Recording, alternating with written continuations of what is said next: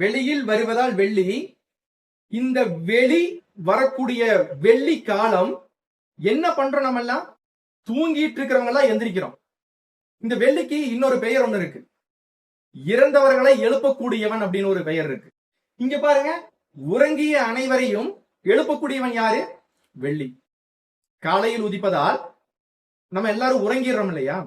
உறங்கின அத்தனை பேரையும் எழுப்பக்கூடியவன் வெள்ளி. சரியா? அப்ப இரவுல நல்லா தூங்கிடுறோம். காலையில வெள்ளி உதிக்கிற போது நம்ம என்ன பண்ணிடுறோம்? எந்திரிச்சிடுறோம். ஒருவேளை நம்ம எந்திரிக்கைனா வெள்ளி உதிச்சு தூங்குறவங்க நிறைய பேர் இருக்காங்களே. ஆனால் அதனுடைய உள்தன்மை கொஞ்சம் பார்த்தீங்கன்னு வச்சுக்கோங்களேன். வெளிச்சத்துல நமக்கு சுரக்கக்கூடிய தூக்க சுரப்பி, அதாவது உறக்கத்திற்கு உதவக்கூடிய ஒரு சுரப்பி வெளிச்சத்தில் அதிகமா சுரக்காது. அப்ப எப்பொழுது சுரக்கும் அப்படின்னு பாத்தீங்க அப்படின்னா, அந்த மெலட்டோனின் சொல்லி சொல்லுவாங்க. அதுக்கு பெயர், அந்த சுரப்பிக்கு பெயர் மெலட்டோனின் சொல்லி சொல்லுவாங்க.